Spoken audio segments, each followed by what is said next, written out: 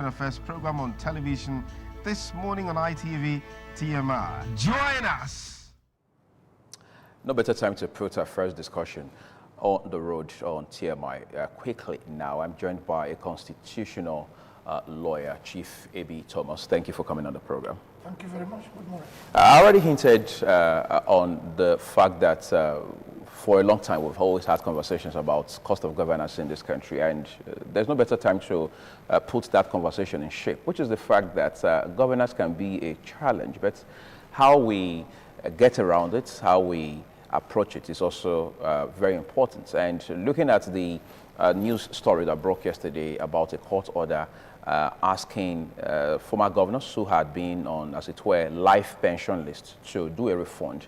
And it means this is perhaps the best time ever to start talking about this. Barrister A.B. Thomas, we've talked about governance here time and again in this country. Nigeria is one country that's some people will say troubled on every side, but I'd rather say we are challenged on many fronts as a country, including in the area of governance, for example. This is a country where at some point it's difficult to create a distinction between politics and governance. Yet you have governors who have been on pension lists for a while, and there's a legal framework, as it were. There's a law backing this life pension for these former governors. Up until yesterday, for instance, as a brilliant, experienced lawyer, what have been your thoughts? Well, it is very simple. Like you said, politics and law have been intertwined in Nigeria for quite a long time. But you see, we have what's called the ground norm, the basic and fundamental law of the country. That is the Constitution. And by the provisions of Section 1, Subsection 1 of the 1999 Constitution, as amended, that Constitution is supreme to any other law. Even when you bring in religious views, like the Holy Quran, then the Holy Bible. When there is a conflict between all these laws and the Constitution of Nigeria, the Constitution is supreme. Now, politicians have seen politics as an avenue to make money and not as an avenue to serve the people. So when you become a governor, the first thing you want to do is to make sure that you pocket, or as it were, make the House of Assembly subservient to you, whether at local government, state, or federal level. And when the legislature, which is created by the Constitution, to make laws for the good governance of the state or the federation, becomes subservient to the governor or the president, what you find are bad laws. And that is the law that these governors have been using to collect life pensions, because they make their state legislatures, their state House of Assembly, to pass laws that will enable the governor for eternity to be on pension, which is contrary to the Constitution of the Federation. As a result of that, you discover that since nobody has been challenging this illegal pension, they keep on recollecting this pension to the detriment of the society. So you find that the court order or the court judgment is in line with the Constitution. Because how do you find a man who just went to contest election is not a civil servant as defined by the Constitution? It's not a civil servant. It's a public servant. There's a difference between a civil servant and a public servant. So if you're a public servant like the governor, like members of the House of Assembly, all these politicians who are holding positions for a defined short term, Right. they're not supposed to be on pension. Pension is meant for civil servants who have statutory backing in their employment and they did not come into office by election. Because as public servants, you have a lot of perquisites of office that the civil servants do not enjoy. But Mr. Ibe Thomas, you're establishing a very, very interesting narrative about this discussion. But we're going to take a quick break now, so we can include yet another gentleman on the panel, so we're able to expand the discussion for you on the program. Just stay with us.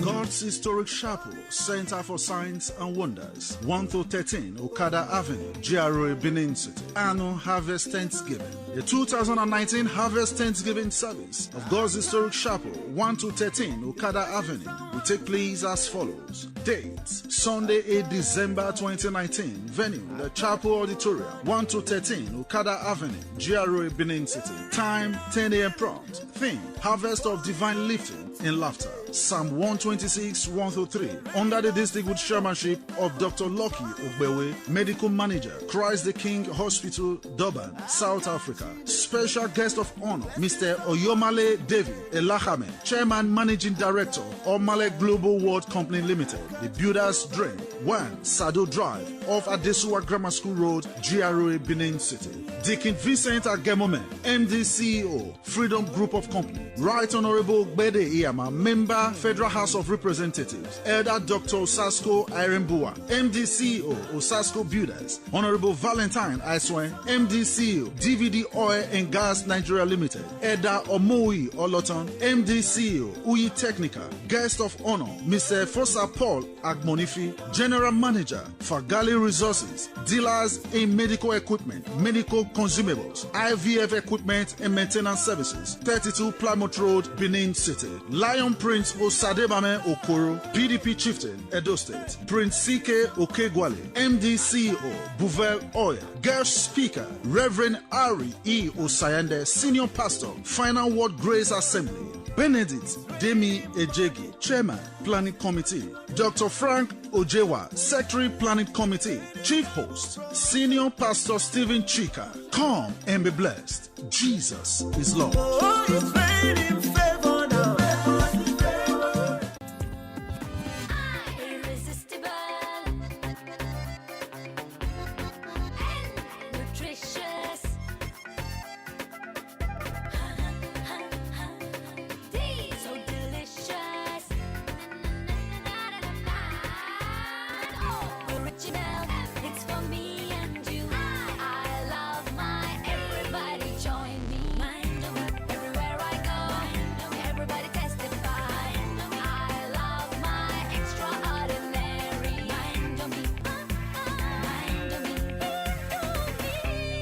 Now, download the exciting new Indomitables game on Google Play Store. Barrister Ibe Thomas, I want you to continue on that trajectory you were on just before we took a break. Yes. As I was saying, there's a dichotomy between a civil servant and a public office holder. Okay. While civil servants are employees of the state to carry out the duties of the state, and their employment are statutorily backed. They don't come into office through election or through partisan politics. Therefore, they are apolitical, and their employment is guided strictly by the statute. But when you look at a public office holder, such as the governors, the elected members of the House of Assembly, and so on, you find that they come in through election, and the perquisites of office they get for the 4 years tenure they're in the office is quite different from that of the civil servants. And they get, if not more than 100%, what the civil servants get. So how do you expect such a person who has come in by a defined procedure, that is through election, you come in, you get every facility that will make you 100 times better than the civil servant, then the Constitution says the civil servant shall be on pensionable appointment. Then you come as a public office holder, get your status of assembly to make laws, that will enable you get life pension. Then it becomes tit for tat. The legislators on themselves, after doing that of the governor's bidding, to put him on life pension, they too will also pass their own law to give them either life pension or to give them severance allowance. I guess that's because they are the ones, as it were, in the kitchen. Yes, So all has to rub off somewhere. Yes, that's what I'm saying. Then to give them severance allowance, that is, you calculate what they will get for the next 10 years. When they're not working, you pay them once. When you do such things, you make the cost of governance unbearable, particularly for a country like Nigeria that is still developing. I don't even know whether we are still third world or fourth world, because the masses are suffering. The people who are holding these public offices are less than 1% of the population of Nigeria, but they are consuming about 85% of the remuneration available in the country. So the cost of governance in Nigeria, particularly when you look at presidential system of governance, presidential system of governance is very expensive, but in the Nigerian mode, America is practicing presidential system of governance. Right. Why is Nigeria so different? That you must, the Nigerian president earns more than the American president. But that has always been a subject of dispute, hasn't it? It is not a subject of dispute, because when you are talking of, compare the naira with the dollar, we shouldn't compare. Compare the standard of living in America. We start from somewhere. If the president of Nigeria goes to the same market as you go to, if the governor of Edo State goes to the same market as I go to, we should compare ourselves and see that what they are getting is far, far above what the economy of Nigeria can sustain. And if it is so, it will be illegal for any state of assembly to make a law that is in direct conflict with the Constitution. Because the Constitution does not provide for pension for public office holders. It only does so for civil servants. Yes. And that's statutory. And that's statutory. Let me allow Barrister Isere lend his voice to this. A lot of persons have talked about the speed at which these different states passed the laws backing life pension for their governors and so on and so forth. Incidentally, in some of these states, paying salaries had become a whole lot of challenge. Some of these states had been indebted to the tune of 6, 7, 8 months, in some cases a bit longer than that. Some of these states are not able to do basics like fix roads, maybe build markets, renovate hospitals and schools, and so on and so forth. What does that say about our list of priorities as a country, where governors want to as it were, scoop off packages for themselves, really not caring much about how it impacts the people they're supposed to govern? Okay, I think before the Federal High Court judgment of some days ago, yes, actually brought about this discussion. So we've had a discussion based on the Zamfara issue. You know, that was an eye-opener to many of us, where the letter that was written by the former governor leaked, where he was demanding for his pension, his allowances, worth up to about 10 million naira every month. You know, the reactions from Nigeria showed that Nigerians were very happy. Because that letter leaked, that's why you saw it was in public domain. But I can assure you that majority of these states of the Federation, we have something like that. That is what you see when a governor is leaving, for example. Now, they do everything possible to put a successor there. This is because they believe that having a successor there, they will be able to get whatever they want. And it is quite unfortunate that in Nigeria today, we have houses of assemblies where members that are there, they are bootlickers, they are stooges of the current governor. So the governor can always allow them, promise them, give them money, promise them a return ticket, just to make a law that will favor them. I was so elated, I was so delighted when I read about the judgment, demanding the Attorney General of the Federation to recover the pension that have been paid to former governors. It is an aberration for a governor that has left office. You now contest for Senate. You are now in the Senate. You receive salary in the Senate. You get allowances from the Senate. You have security details attached to you as a senator. You enjoy traveling allowances, medical allowance, everything as a senator. You still enjoy the same allowances as a former governor of a state. Let's assume, for example, as a senator, you are entitled to 6 mobile police officers. As a former governor, you are not entitled to 10 police officers. It means that you are entitled to 4. It means that you are not having 10 together. Meanwhile, the common man in the street is not being protected. You don't have police who are protecting the common man in the street. Let's assume as a senator, you are earning 50, you are earning 5 million naira. As a former governor, you are also earning 5 million naira, made with all the allowances. So at the end of the day, for a month, you earn more than even what the civil servants in the whole state, they don't earn for a month. So it is sad, it is a very pathetic development, but I'm happy that the court, they are able to stand up, because I doubt, I have been having my skepticism, that the National Assembly cannot have the boldness to amend the law or to make law stopping. Why so? Because of the fact that majority of them are beneficiaries of these wrongs. We have realized that the National Assembly have now become a retirement home for former governors. Some people say it's political aspiration, so it's only normal. That's the order. So you're done as a governor, then you move on a notch higher to becoming a senator. It's about the system. It's not about them, whether they have interest or not. It's not about whether they have right to contest. It's about the system. Majority of them, they don't have record of performance in their state as a governor. They now go to the National Assembly, where they now use it as a shield and as an avenue to continue to augment their financial status. So I think that the judgment is salutary. It should be given great enforcement. But I also have my doubt. I have my doubt that majority of these ex-governors and even current ministers who are affected by people who are influential in the government, they are very influential. So I have my doubt if the Attorney General of the Federation will have the boldness to attempt to correct this thing as ordered by the Federal High Court. Okay, when you talked about the fact that you had your doubts, I thought you were going to bring in an angle where the judge who delivered this judgment had directed or ordered the Attorney General of the Federation to repeal these laws in these different states that are affected.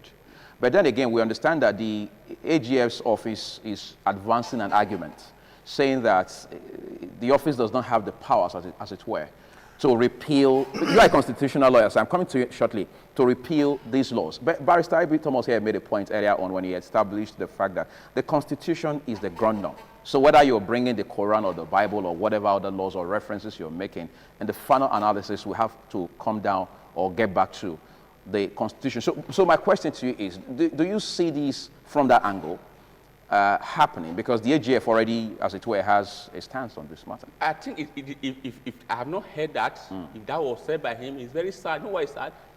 If they can project an argument to say that, the governor, the president of the federation, he don't have discretionary power for national interest to take action, they don't have the power to be able to confiscate looted funds.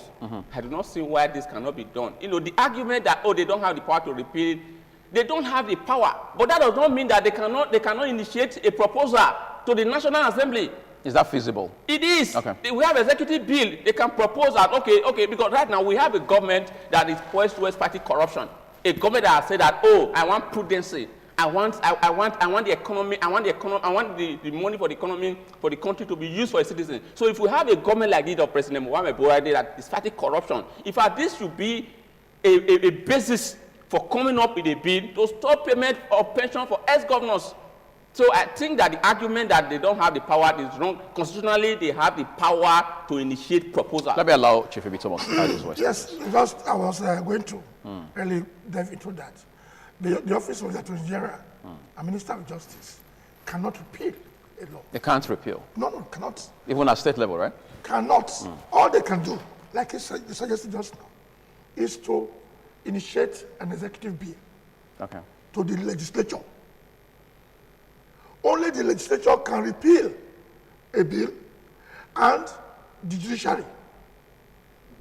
The judge, if the case that was sent to that judge was for the judge to order the refund of those pensions, and for the judge to also, at the same time, make an order declaring as null and void the different state laws that allow each governor to collect such funds the judge could have made such an order. And the National Assembly can also make such an order, but the bill must come from either a member of the National Assembly, which is not foreseeable, because they are benefiting from it, Okay. or it comes from the executive. That is the Attorney General or the President himself can order the Attorney General send a bill to the National Assembly for the repeal of such laws in the states. If that is done, the court will uphold it. But if the politicians are unwilling to make such repealing, it is simple. Any Nigerian who feels aggrieved, any Nigerian taxpayer who feels aggrieved by this scandalous pension that is being collected by governors can go to court to challenge it. And in doing so, you add a relief in your claim before the court, asking the court to declare such laws in the states as invalid, as unconstitutional, null and void. Saraki had been Senate President in this country in no distant time. And of course, he had been a two-time governor of Kwara State. Incidentally, he is very visible, maybe the word is prominent on that list of governors who should be doing a refund based on this court order we're referring to. He has said that as soon as he left office, got to the Senate, he notified the state government that he was no longer interested in the pension. Should such a man be affected by this kind of development? You see, it is not just sufficient to say, I'm not interested. If the state money can be traced to your account, Right. you have to account for it. If the state money you write and the state keeps paying it to you, if it is easy for you to write, it should be easy for you to refund. If I give you money that you know is illegal, you should be able to refund it back. After all, as a governor of Kwara State, he knew the accounts, the various accounts to which Kwara State government money can be paid into. So it is not an argument to say I wrote, to say I'm not interested. You wrote you're not interested, it was coming to your account, you were utilizing it. So you are an accessory after the fact. You are an accessory after the fact. You are guilty as well. Okay, we're going to continue this conversation and, of course, want to look at other aspects, especially the political elements in the discussion, because remember that many of these ex-governors are on both sides, some in the APC, some in the PDP. Is there a chance this could get political as we make progress into these developments? Stay with us. Hello there, my name is FX the Entertainer, and I'm here to introduce to you the door-to-door delivery service in Benin City, Edo State, Nigeria, OrionExpress.com.ng. Guess what? Whether it's hotel bookings, airport pickups, food or drinks delivery, whatever delivery you want around Edo State, Nigeria, we'll get it to you at your doorstep, and it's very affordable. And of course, we are time conscious. Just log on to www.orionexpress.com.ng and you'll be glad you did. I specially recommend it, and I know that you'll be glad when you go through our website. Our details are on your screen, and guess what? We would make sure that you smile at every delivery. www.orionexpress.com.ng. Have a good day.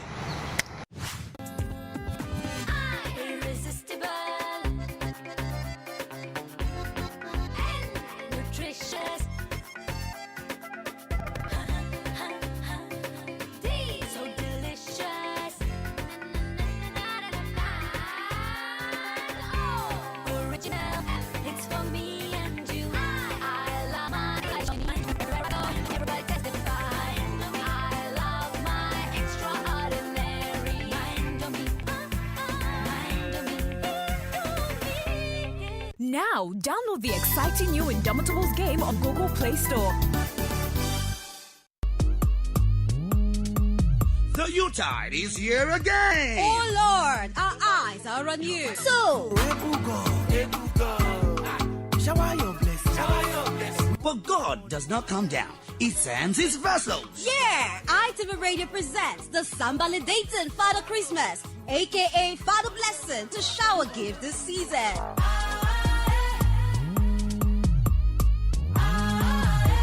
proudly invite ITV Radio Sambalidating Father Christmas, aka Father Blessing, to put smiles on the faces of your children. Visitation commences November 2019. We hereby call on schools, churches, and corporate organizations to make their booking now, as visitation is on first come, first served basis. Santa Claus is coming to town. For booking, call 0708 365 2474. This show is supported by IKEA Gas and Sons Limited, dealers in all kinds of phones and accessories, 4G Wi-Fi, gadgets, SIM cards, registration, and many more. Located at Shop 18 Golden Plaza, 17 First Ibiwe Street, off Uppermarket Road, Benin City. Petrol Tracking Services Limited, experts in professional certificate training programs such as health, safety, and environmental management, introduction to rig operations, pipeline maintenance, and non-destructive testing level 1 and 2. Number 12, Iriri Road, Oko ADP, GRA, Benin City. Silvercast American Technology Battery for original inverters, long-lasting Silvercast batteries for cars, trucks, caterpillars, and generators. 104 Akwapawa Road, opposite Polaris Bank, Benin City. Vuen Clothing for quality textiles, lace, Daviva, High Target, Super Print, Hollandis, London Wax, Brocade, Satin, and many more. 63 Mission Road, opposite Access Bank, Benin City. ITV and Radio Sambalidating Father Christmas. Shower your blessings. Thank you for staying with us on the program. Peter Ejiofor is a legal practitioner, and he has just joined us on the program. We'll get to talk with him in a bit. But in the meantime, let me go back to Esere. Esere, you look at all of these issues we're talking about. Nigeria is, as it were, a political nation. At some point, you start finding political strands making their ways into issues of national interest, whatever those matters may be. In this case, do you see a situation where at some point it moves away from being legal to becoming a political issue? I think so, because, you know, if you look at the trajectory of the trajectory of what has been happening in Nigeria recently, you realize that most of these things seem to be political, especially fighting against corruption. When a member of the PDP is arrested and prosecuted, the opposition raise alarm that, oh, this is witch hunting. So we have seen most of those cases that seem to be issues that are politically motivated also. But I also have my fears. You know, when I read the judgment, when I also read the directive from the Federal High Court, pension to the court, I also have my fear. My fear is, would this not also be an avenue for unnecessary political, you know, rascality, in the sense that there are some powers in the government, like what I said before, some very strong stakeholders, which I would not want to mention their name, they are former governors. I think the word you used was influential. Yes, very, very powerful, influential people in the government, who the police cannot even arrest, quote unquote, cannot arrest. There are some persons in the government who I think it's not that they are laws unto themselves. It's hard to implement it, or it's hard to enforce it. When when the issue came, I saw Salaki on the list. I said, okay, Salaki is there. Oh, you have fashion, people like Fashola, former governor of Akwa Ibom. How are you going to ensure that this is implemented? You know, these guys they're in the same cabinet. So how are they going to enforce these things? So I have my fears. If also, for example, in Lagos State, you know, there have been reports that the former governor there, Ahmed Tinubu, received so much from the state. So are you telling me that if somebody like as powerful as he is affected by this, can they also enforce this judgment on him? So I also think that at the end, that we Nigerians, we should be vigilant. Because most of these things are, the reactions we see on social media, most times, are what motivates some of these things to happen. The reason today why you see some of these things, we get results, because of reactions from Nigeria. So if Nigerians keep watch, if we are vigilant on development to ensure that, the judgment is enforced to the barest minimum, we will realize that, at the end, we'll get justice. But if at the end we leave it for the opposition alone to agitate, to protest, we may not get any result from it. Let me come to you now, Peter Ejiofor. This is a country where we've had to deal with many of these issues over time. It will appear we are doing a circle, in a sense, all right? These are all institutional problems, because he talked about how that he has his fear, he's skeptical as to whether we have the will to pull this off, to implement it to the letters. If we had robust institution in this country, that shouldn't give us sleepless nights, should it? That is correct. In a country where you have strong men, you have weak institutions. When you have strong institutions, you have everybody subsuming himself under the authority and control of institutions. Nigeria is a country where we have a lot of strong men and you have weakened the institution, so to speak, to their advantage. That is how it operates here. To that extent, like my learned principle, it is difficult for the security operatives to go and say they want to make arrests of certain persons in Nigeria because the institutions have been weak. A lot of things have been diluted. That's the problem we have in Nigeria. Ordinarily, the judgment of the court directing the AG to take immediate action between now and February to initiate processes to determine the position of the law that the states have passed, giving us so much, is it to Father Christmas show, I don't know, to some of the ex-governors and their other it's something the AG should be ashamed of. The office of the Attorney General of the Federation, like I said, yes, so you say it's very powerful. So for somebody to say this is what you are supposed to do, which you are not doing, which Sarah has done, to me it's a setback in that office. Even with the hint at the time the case was going on, they ought to have known that this is what they are supposed to do. You initiate action immediately. You test the law, but what's wrong? There's no harm in testing the law. After all, you are the chief law officer of the country. So what are you doing? When they say that these people are doing things that are wrong, you test it and see let's how it goes. It is not for you to sit back and say the state laws have been fully passed and so I do not. That's not correct. That is the problem we have in Nigeria. You don't allow institutions to try. A small county court in London sentenced a big man in Nigeria, which our big courts have not do. He ran away from here thinking that he was going to see safe heaven somewhere, and he was apprehended. What is the problem? Just curious, some people wonder why we had to wait this long. They say better late than never. However, a lot of persons are kind of interested in what has kept us so long up until this point. It took Sarah, for example, to take the initiative to turn the tide around, as it were. And we have the same situation with many other issues in this country. Yes. We have to thank institutions, non-governmental organizations like Sarah. They have taken so many steps so far. If you check their record. Obviously. Even issue of oil spillage, they have gone to court. They have even written against some people to the ICC about crime against humanity. They said that corruption is a crime against humanity. They are in court there. Okay. So they are doing so many things which are not too many, but this one seems to be very popular because it is something that is eating deep into the fabric of the nation. There are governors who do not pay salaries. There are governors who do not pay pension. And yet they could accumulate so much for themselves through these donkish laws they made. They just made the House of Assembly to become mere rubber stamp. They rubber stamp what they want to do, and then they get away with it. And then the Attorney General, who is supposed to protect the citizen, is telling Nigeria that he can't do anything. And the court is saying you can do something. And we want him to do something. Let him be proactive. Okay. Well, we hope the AGF will be proactive. Let me come to A.B. Thomas again now. There are governors, obviously, who are currently in leadership, 36 states across this country. Everything else being equal, as they say, these same governors will benefit from what Barrister Jofo here referred to as donkish laws a while ago. Do you see those governors exerting some level of influence to ensure that this doesn't go through? See, where there is the will, you can do anything. This political and media anti-corruption stance of the present government, I've always condemned it. I have always condemned the political and media fight against corruption. If you want to fight against corruption in Nigeria, you should be able to do it. Risk your life if necessary. Now, a court has given an order, though a little belated, but at least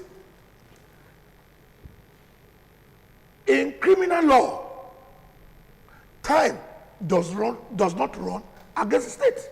Okay. So it means that if you were governor since 1999, they can still get you to come and pay. But the question is, we don't have political parties. What do we have then? Oh, we have an association of traders who come together to take over governance for the purpose of making profit. Association of traders who come together not for the purpose of governance but to make profit. And I will explain to you if you give me a minute.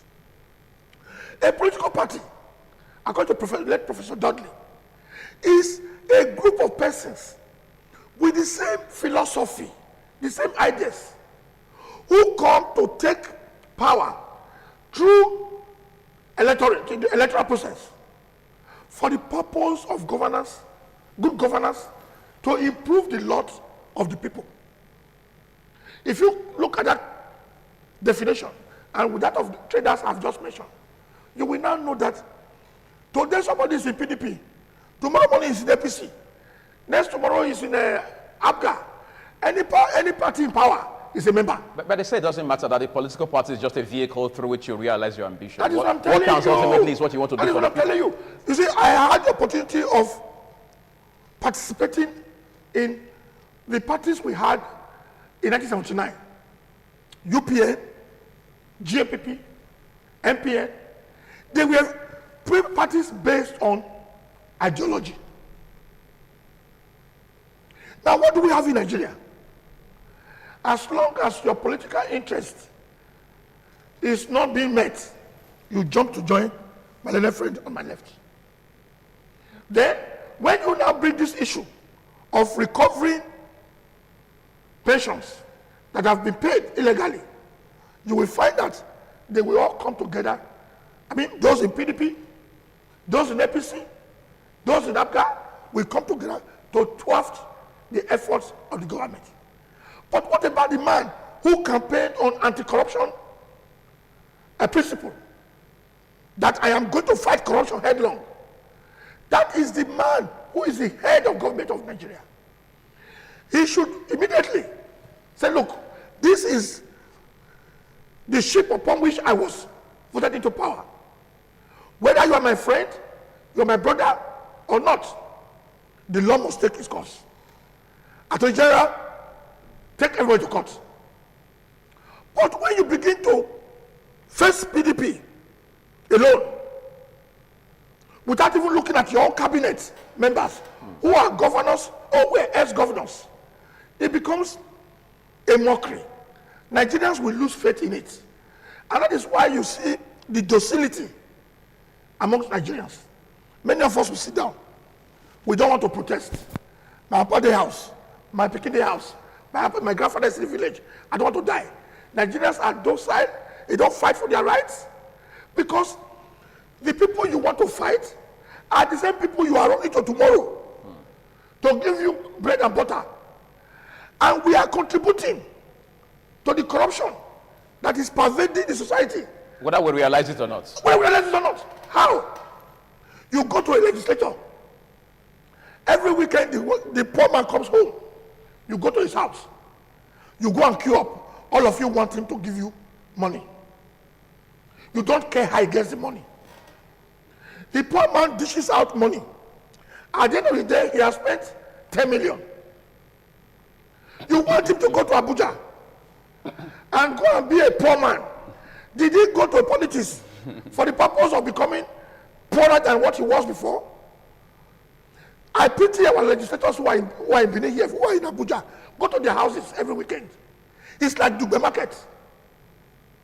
The place are filled up with people who want money from these people. So when they go back, they are not going to make any law that will make them poorer.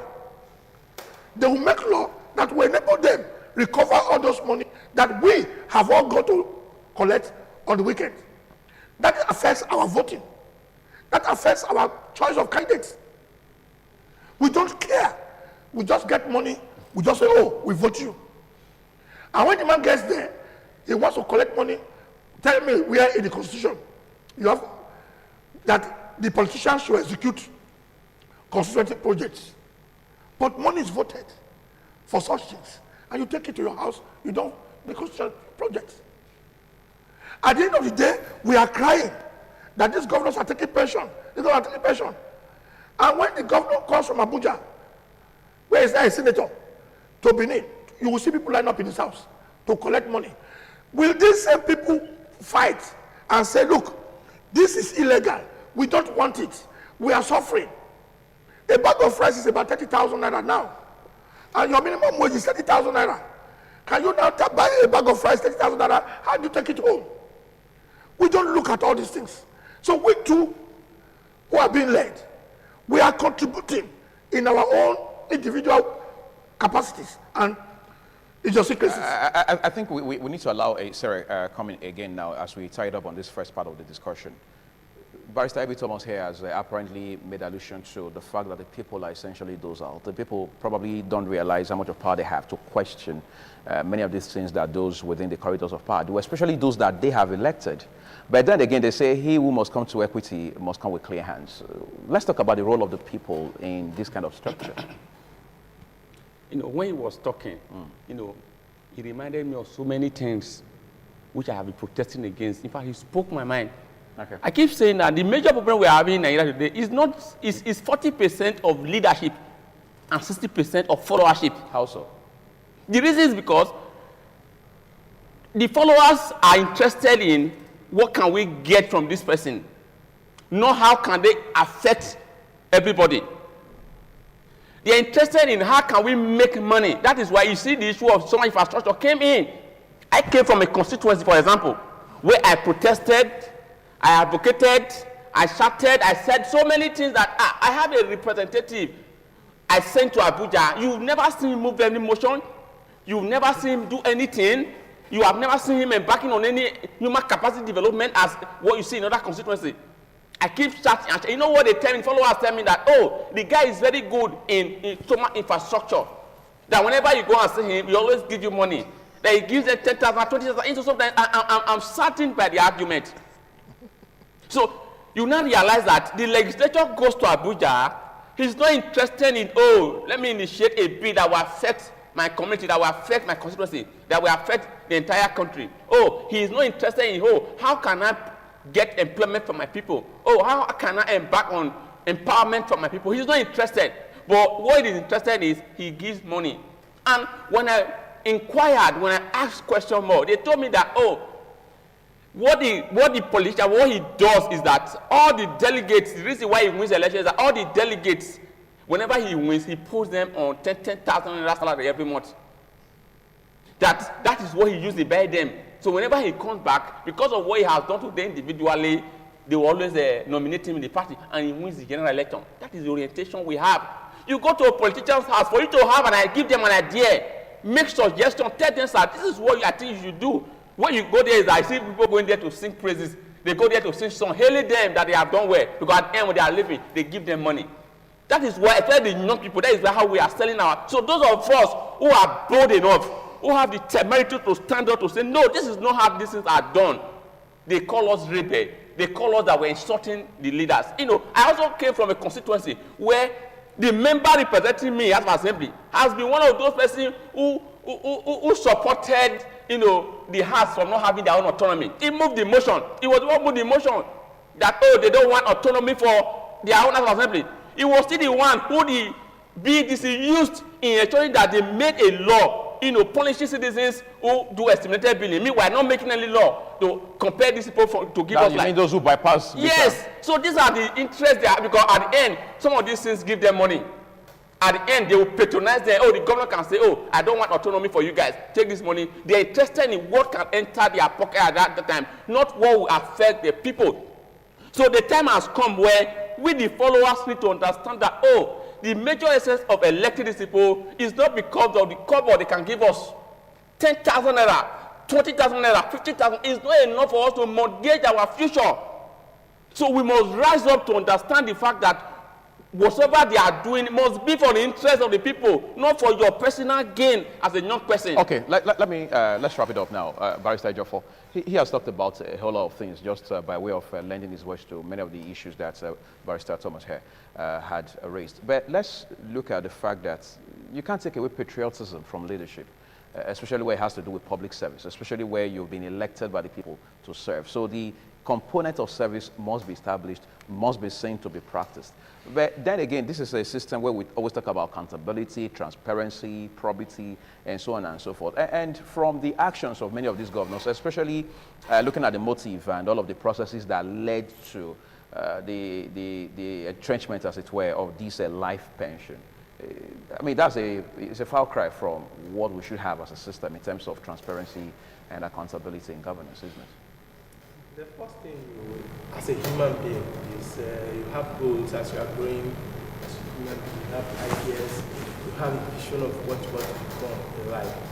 And you also want to maybe at one point or the other, you want to be in certain leadership positions.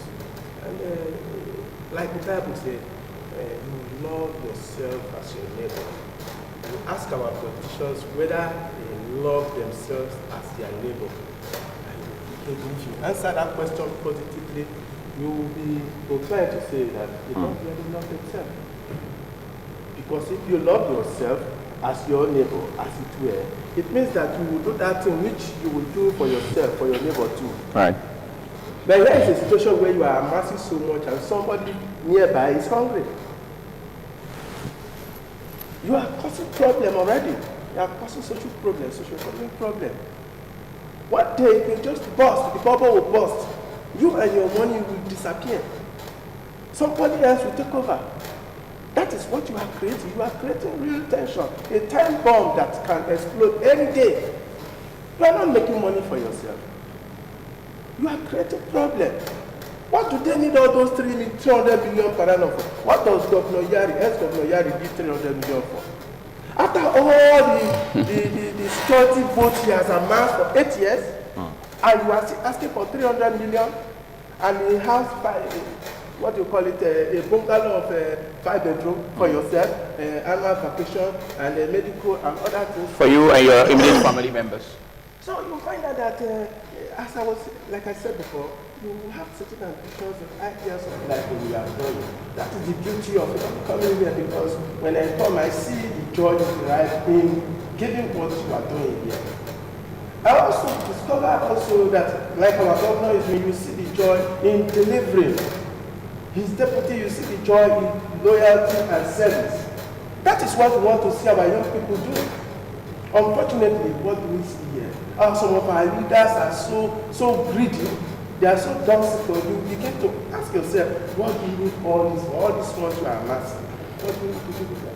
Okay, I think that's probably one point. I don't want to say it's really the perfect point where we're going to leave this discussion, but that's where we want to leave it, at least temporarily, because this appears to be an issue that will be in front of us for a while. So let's see how it unfolds as God keeps us alive. But basically, we want to have a second discussion, not forgetting that some persons are also saying that the hero of this pension conversation for former governors that we're having right now is the incumbent governor of Zamfara State, even though others are saying, hey, this political is just a tussle, politically speaking, between the immediate past governor, Governor Yari, and the incumbent. But whatever it is, the interest of the nation has got to take priority #1 spots at every time. We'll take a quick break now. We're back shortly to talk about an issue that's right at home with us.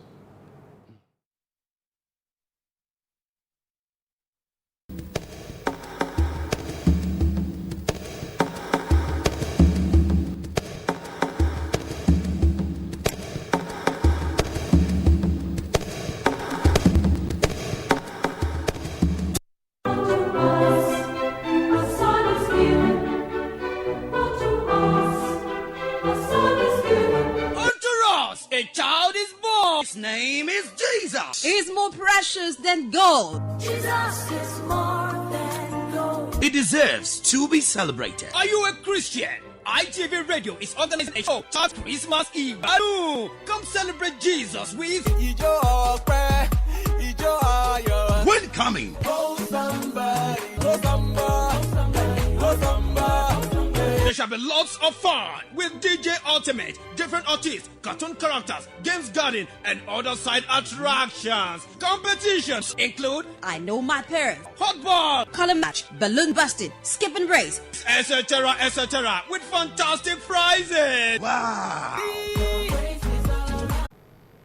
Now I have been declared vacant for not attending plenary as required by a number of days in the Constitution, around 8 days or so. Now it has declared vacant. I go to challenge it.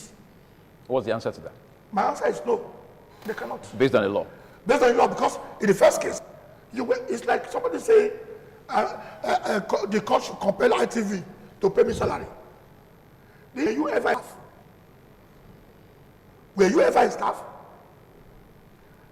They went up to Abuja. They sat there. They were not members of House of Assembly of Edo State at Ring Road. Without preempting any of them who wants to go to court. Because I don't handle political cases. I don't. I will sit down and be laughing and be watching. They will go and they will fail. Why? Because you've already seen the end from the beginning? Yes, because they were never legislators. They were legislators elect. Until you are sworn in, you cannot have the rights and privileges of a legislator. Since they were never sworn in, those two who came, they were sworn in. And they left again. Those ones have local standard. Okay. The two that were said to have left after plenary. Those ones will have local standard. But for those who were never sworn at all, you mortgage your constituency and the benefits are critical. Let's talk about their constituency now, Barrister Ejiofor. This has serious implications because when you're elected in this capacity, apparently the idea is for you to go represent your people, bring, as we know, it's dividends of democracy to their doorsteps. That hasn't happened for the constituents of these members electors, of this House of Assembly, who had not shown up for inauguration. A 6-month vacuum is a long time, isn't it? It goes to show what we had discussed in the first segment of this program, that sometimes extraneous factors, big men get to overshadow the primary purpose of good governance in our country. Here is a situation where, not only like Malala Senior said, if you want to fight, you fight from within and not from without. You fight under the elements of the law, under the authority of the law. You have the local standard to fight, not going outside it. When what they say who goes to equity must go with a clean hand. And this is equity. For you to go there and be sworn in, and for your parliament to be operated, and then you start to legislate like justice. Now you decline to sworn in. Whose fault is it? It is the constituency that should have calling it to order. I'm aware that a few constituencies tried to call their people to order, and there was mayhem in those places. There was real trouble fighting and the destruction of property and grievous injuries to so many people. That shouldn't be the case. Ordinarily, what I saw there was just a kind of flexing of muscle that have gone out of hand between two people who were once friends. All these people were once friends, and still in this party. I shouldn't even see why this issue should arise. Bauchi is an exception because you have the governor coming to Tigwa and you have the majority people from the House of Assembly who are APC members. Bauchi is an exception. This is a situation where the sitting governor is APC, the entire House of the, all except one, is APC. So why the rancor? I don't understand. Because the delivering goodness and good governance to people should be the objective. That was why I was saying that you first of all love yourself. If you can't love yourself, you love your neighbor. If you don't love yourself, you cannot love your neighbor. You cannot give what you don't have. I don't seem to see our politicians even loving themselves in the first instance. Not talk of loving the citizens. We voted for good governance. We voted for dividend of democracy. We are not getting. That is the problem with Nigeria. So, just like Barrister Ejiofor has alluded to, the concern people even have, I mean, what gets them curious most times is the fact that this is an internal issue, I mean, amongst APC members themselves. Isn't that indicative of weak internal structure within political parties?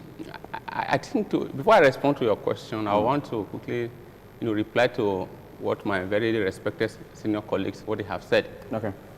Barrister A.B. Thomas is a mentor we all look up to. We have learned so much from him.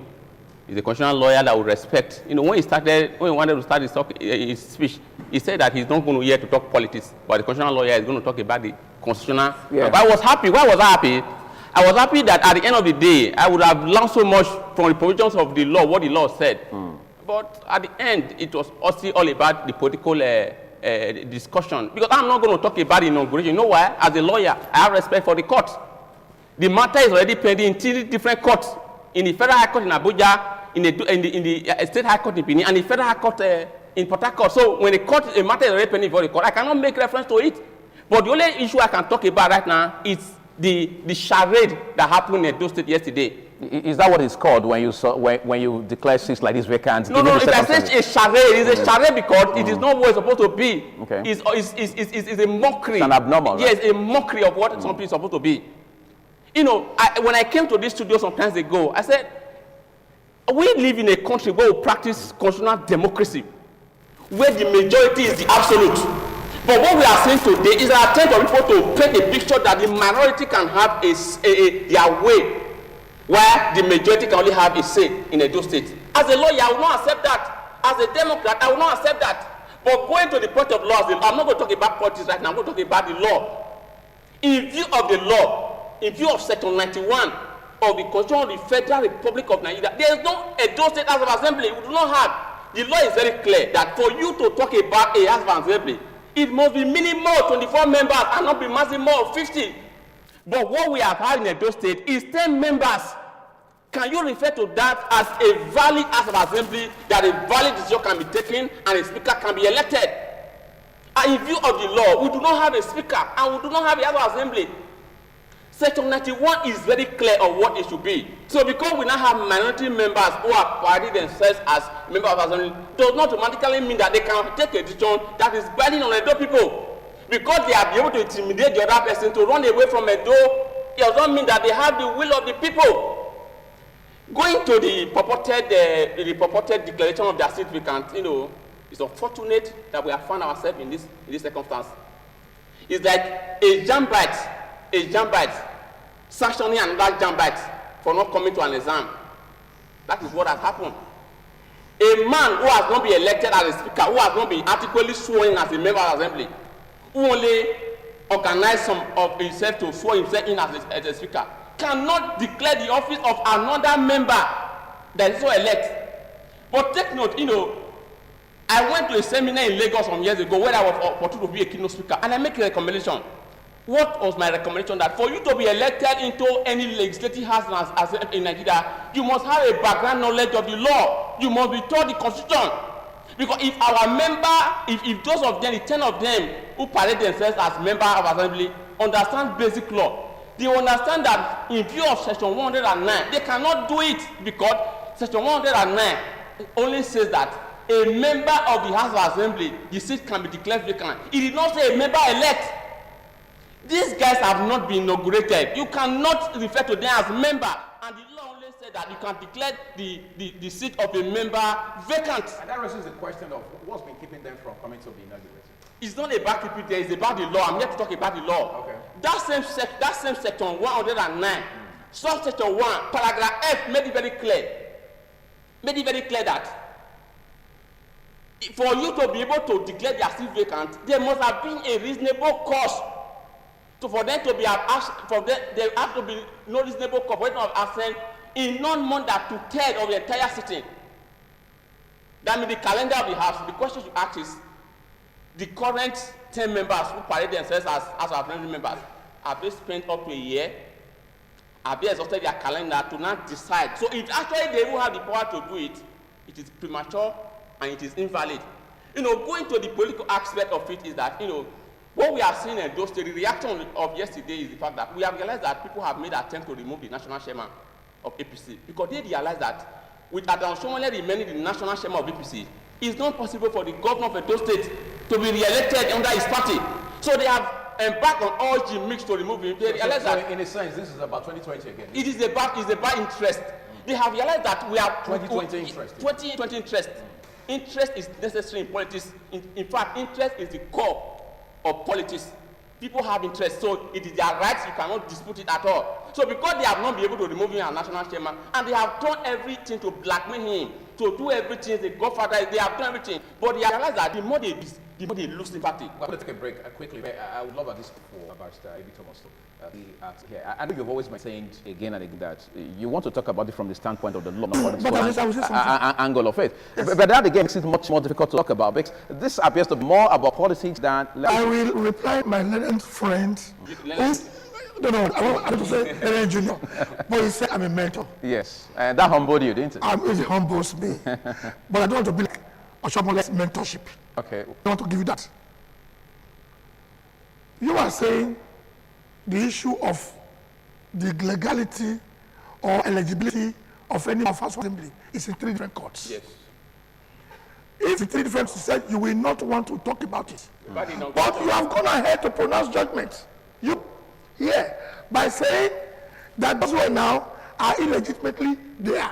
So you have passed the judgment for the 3 courts already. Even though the matter is in court. He has passed judgment. Okay. You see, that is where experience in legal practice comes in. Okay, Ibi Thomas, I have to apologize seriously for this. Okay, break by all means. Very beautiful 3 lawyers here on site, and they are all bringing different angles into this conversation we're having, both those that are political, but essentially the legal elements as far as these developments at the State House of Assembly here is concerned. We're back shortly to wrap it up. Do stay with us.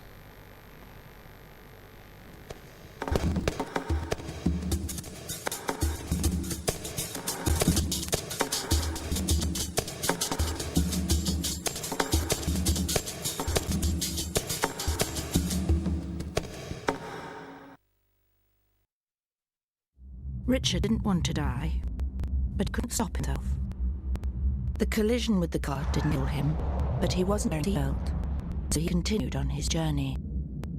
When he hit the inside of the car, that didn't kill him either, but his internal organs carried on travelling until they hit his ribcage, and his lungs were punctured, and the main artery in his heart was torn. And that killed Richard.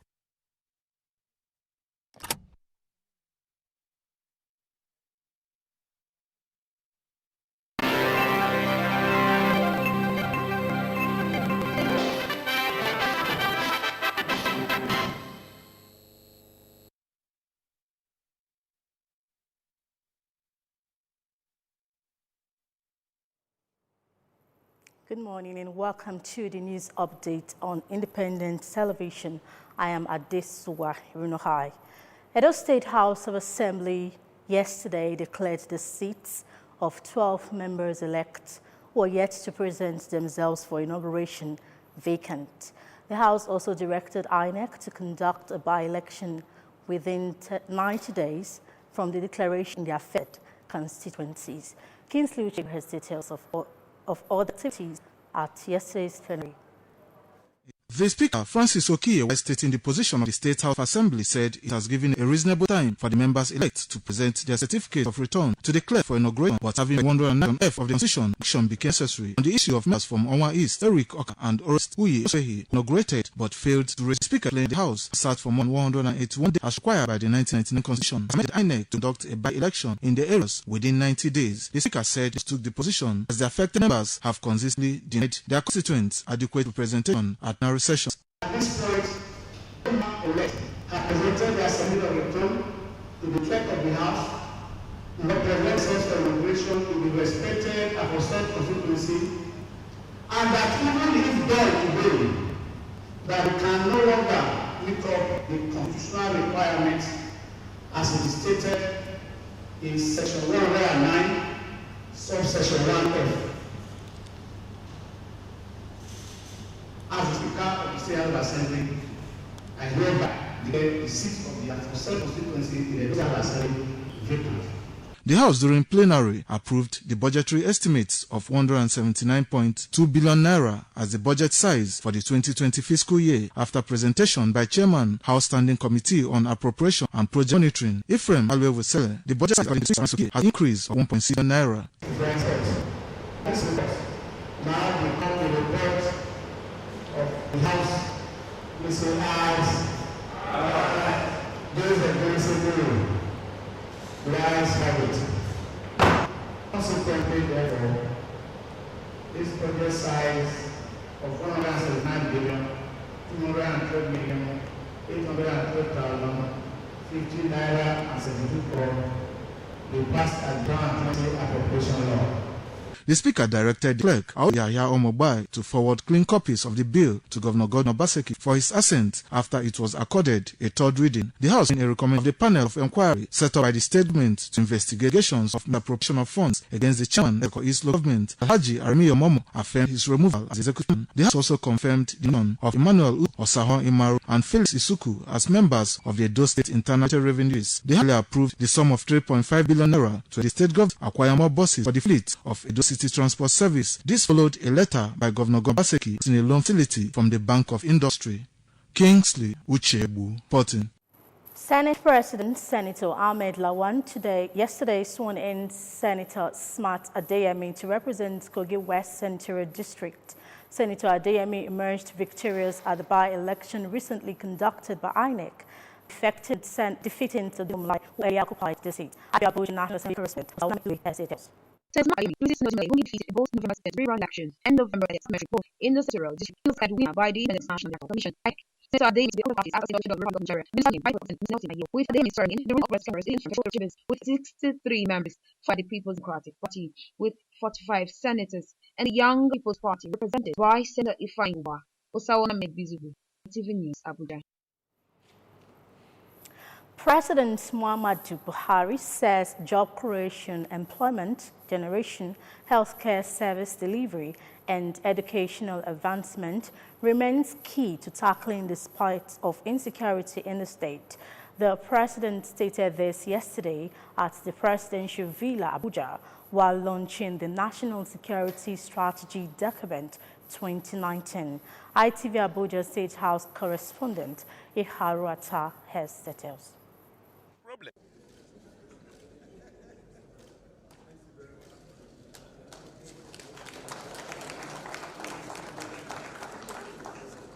That was President Muhammadu Buhari launching the National Security Strategy Document 2019. Speaking earlier, President Buhari says with the complexity of national security, tackling poverty, providing health care, and advancement solve problems.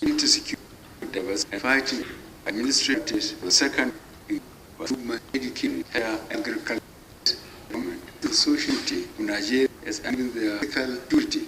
The security reflects this thing with emphasis on all security. Earlier, national product of brainstorming by key security stakeholders. He corroborated Buhari's position of security amenities at nation sectors. The security strategy, its maiden edition was published in 2014. Ever then, evolved trends, the security environment have given rise to new and complex challenges. The review of this national security strategy based on the timeline of 5 years, which is stipulated for the review. He noted that the security crisis in the northeastern region of the country is connected with the insecurity in the West African Sahel region, while adding that Delta problems are also connected to insecurity in the Gulf of Guinea. Piracy and cruel thefts are prominent. Of National Security Strategy Document 2019 by President Muhammadu Buhari is bringing to fore some key dynamics in national security. The president made it very clear that tackling poverty, growing the unemployment rate, and ensuring proper healthcare service delivery remains key to the security situation in the country. It's now left for the MDAs to do the needful. From the forecourt, Aso Rock Presidential Villa, I'm Iharu Atta, ITV News, Abuja. Nigeria's premium private university, Benin University Okada, yesterday held its 2019 9 lessons and carols amidst pomp and ceremonies. Pius Nsago reports that the first lesson was read by the Vice Chancellor, Professor Lawrence Ezemoye. And God said, let us make man in his own image, after our likeness, and let them have dominion over the fishes of the sea, and over the fowl of the air, and over the cattle, and over all the earth, and over every creeping thing that creepeth upon the earth. Professor Lawrence Ezemoye took his reading from Genesis chapter 1, verse 26 to 31, and Genesis 2, verse 1 to 4. Second reading was taken by the Deputy Vice Chancellor, Professor Deborah Odejimi. Third reading by the Registrar, Dr. Edwin Okoro.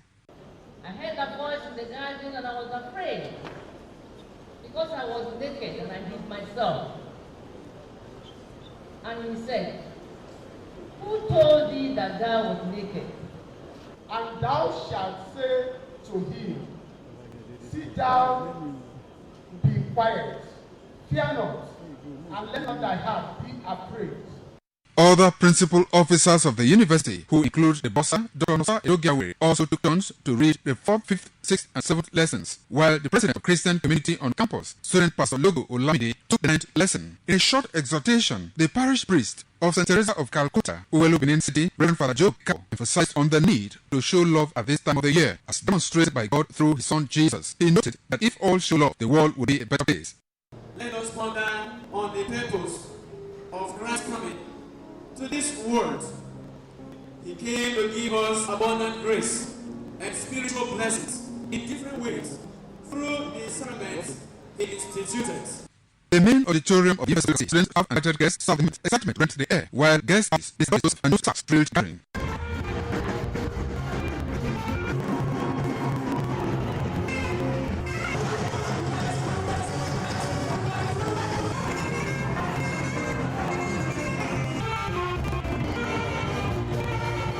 Different choral groups of Igbenedon University Okada were on the ground to entertain. Not left out were Winners Campus Fellowship, Christ Ambassador Student Outreach, Christian Fellowship International, Baptist Students Fellowship, and Nifes, amongst others. Pius and Sogo reporting. The winner of the 2019 ITV Miss Holex Beauty Competition, Sarah Orielge, was yesterday presented with a star prize of a car by the management of the station. Also presented with the prize was the winner of Fashion on the Runway competition, Jessica Omoragbo. The presentation was made at ITV Communication Village, Igosa. On behalf of board, management and staff of Independent Television and Radio, I present you the key to this star prize of the competition. The general manager, Independent Television, Senior Dogbede Wonse, there presenting the star prize of a car to Esosa Orialge, the overall winner of the 2019 ITV Miss Hotlex Beauty Competition. General manager, Independent Radio, Pastor Dan Moses, also presented a prize to the winner of the Fashion on the Runway competition, Mrs. Jessica Omoragon of J. Gracious Stitches. I'm so happy to also, first and foremost, I want to say a very big thank you to God Almighty, to ITV Radio, to everyone, my contestants. People are so wonderful. God bless you all. I want to thank ITV for the present, for the gift, for the experience, and for everything so far, and to God most especially. Although the competition for the two events held at Laurel Hall and Suite, Tapley Road in the city on Sunday, the prizes were presented to the winners at Communications Village, Igosa, ITV Complex, in the presence of management and staff. The winner of Miss ITV Hot Legs competition, Esosa Orialge, Joy Nuno Bounce, took a ride in a new car to the admiration of those present. Mother of the new Miss ITV Hot Legs winner, Ms. Margaret Orialge, also bears some might on the event. I never know there's something good like this. I thank God. We choose my daughter.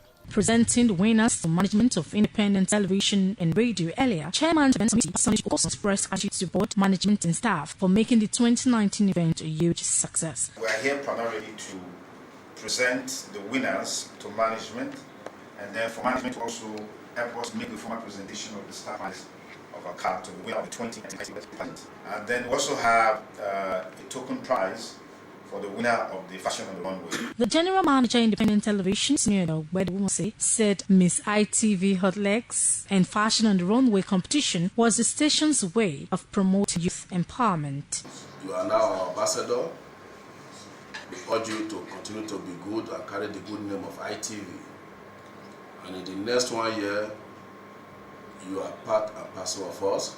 We will do everything to also encourage you in whatever project that you are going to embark on. About 27 beautiful ladies contested for the crown at a keenly contested 2019 Miss ITV Hot Legs Beauty Pageant and Fashion on the Runway, where Esosa Orialge emerged as the winner. Adesuwa High reporting.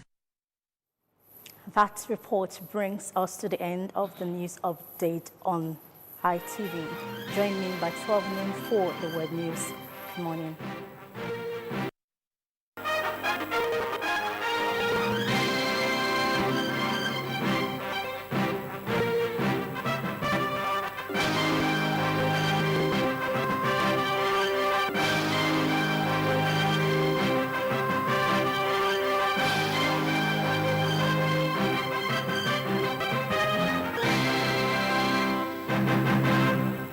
Independent television, certainly the best.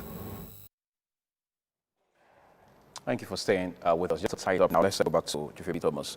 You were establishing a point just a while ago. Can we quickly do that? Well, what I was trying to say is that whether the legislators are legislators elect or they are legislators, the Constitution does not envisage a situation where the House of Assembly will just be left hollow. That is, there will be no business going on. The business of the House of Assembly must go on. It is only the court that can say, at the end of the day, whether the declaration of the seats of the legislators elect was rightly done or not. But my own legal opinion is that it was properly done. In the sense that, if I just give you a very simple example, very elementary example, a university gives you admission to come and study law in the faculty of law, and you refuse to come for matriculation. The seats are vacant in the faculty or the class. The faculty must go on. So they would be right to say, after matriculation, you refuse to come to matriculate, then they could conduct an exam to fill those empty seats in the classroom so that the business of the class can continue. The same thing, the House of Assembly has been functioning. No court has given injunction restraining the House of Assembly from carrying out its duty. They'll be going out on their oversight duties. They'll be doing their legislative duties. So, because they cannot continue to operate with 10 members, it has to declare the seats of those who refuse to come for what I will call matriculation, swearing in, so that other people can come from their constituencies to make them complete the number of those in the house. You cannot just, there must be continuity in governance. In other words, there cannot be vacuum, right? There cannot be vacuum. Okay. There must be continuity. Let's give this to other gentlemen 1 minute each to wrap it up. Let me come to you first, Jeffo. Just 1 minute to wrap it up. Yes. Yes, this issue of the seats declared vacant. That the precedent has been set in many places, including Edo State, on issues of this nature.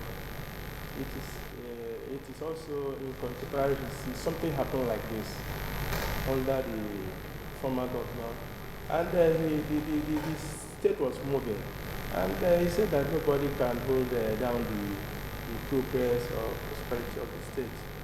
I should think that more political effort should be made to resolve issues, whatever it is. I still believe, irrespective of what is coming out now, that the 12 persons who refuse to be sworn in, their seats are declared vacant, things can still be resolved politically. I think it's a political issue. It will be done. I see no reason why good friends, all this while, will not become sworn enemies all of a sudden. So all we need is to resolve that we want to bring closure to this amicably, and then we can make it happen. Okay. Let me allow you, Sarah, a minute to wrap it up too. Your last matter is whether we hate Oshomole or not is not the reason for I as a lawyer to support it. Isn't that a problem? It's always that about Oshomole or the government. No. When the issue comes, people always say Oshomole did it before. It's not about Oshomole did it before. It's about the law. It's about the system. I have quoted sections of the law, and nobody has contradicted me on those sections. But rather, we have only tried to raise the issue. But also take note that there is a Supreme Court judgment in the case of Honorable Eloho and Chief Elegbe that says that a seat of a House of member cannot be declared vacant by the Speaker. is the Supreme Court is the extant law as we speak. So when I say people should go and do research before they are elected into our assembly, and if they cannot do research, those lawyers who ought to guide them, who ought to ensure that they act according to law, they don't guide them because of political reasons. Okay, I think that's what time will allow us for this discussion. Just as I hinted a while ago, it's a developing story, which means we're going to be back here on many of our programs on television and radio to continue to push this conversation, all in the interest of our dear Edo State. I want to thank especially 3 brilliant lawyers who have been with me on the program this morning. Peter Ejiofor, Chief A.B. Thomas, constitutional lawyer, and of course, Felix Isere. Thank you, gentlemen, for coming. We appreciate your time and expertise on our program. Remember that the views of our guests are their opinions, and we respect those opinions. I'm Muya Mofegbe. Have a great day ahead.